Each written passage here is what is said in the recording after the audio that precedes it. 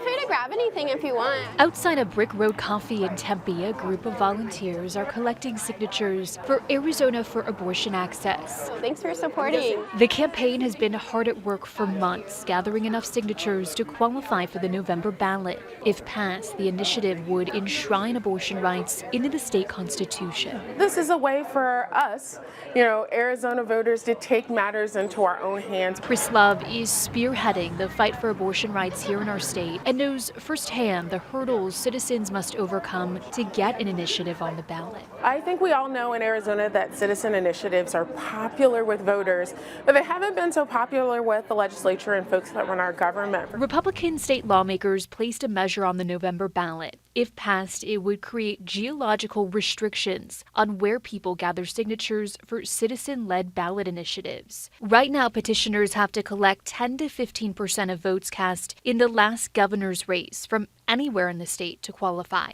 SCR 1015 would change that, requiring signatures in all of Arizona's 30 legislative districts. This would make sure that both urban, rural, suburban, all the areas have some voice in that process. Republican State Representative J.D. Mesnard sponsored the bill. It's not about something being easier or more difficult, but it's done correctly, especially when you're talking about making laws that will impact millions of lives. Andrew Chavez, the CEO of Petition Papers, disagrees. He warns the initiative could make organizing more difficult and limits direct democracy. The elected officials who put this on the ballot are saying, we don't want Maricopa County to run the show. It's just another way to limit access for true Arizonans who really do want change in Arizona.